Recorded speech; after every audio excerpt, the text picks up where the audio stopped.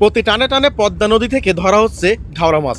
মুড়ি, মুরগির মাংস, শুষকের চামড়া দিয়ে কিভাবে মাত্র 1 ঘন্টায় 10 থেকে 15 কেজি ঘাওড়া মাছ ধরা হচ্ছে তা এই ভিডিওর মাধ্যমে আপনারা দেখতে পাবেন। তো বন্ধুরা, ভিডিওটি না টেনে একেবারে শেষ পর্যন্ত দেখতে থাকুন।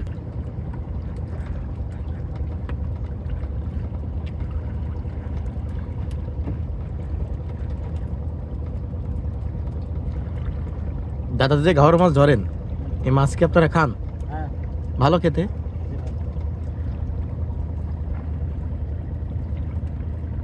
এভাবে বসিতে কি কখনো বড় মাছ ধরা পড়েছে?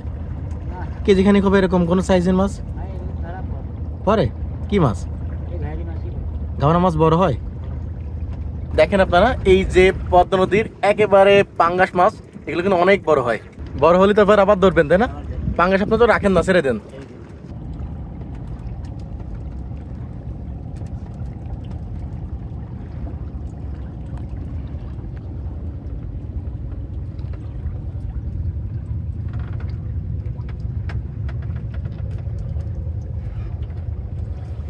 বন্ধুরা, এইভাবে যে শুধুই ঘাওড়া মাছ ধরে তা কিন্তু না।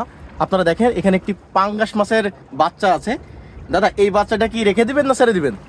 ছেড়ে দিবেন কেন? বড় হবে তাই। খুব ইন্টারেস্টিং। দেখেন যে এই যে একটি মাত্র পাঙ্গাস মাছ, আর এখানে কিন্তু আছে সব ঘাওড়া মাছ।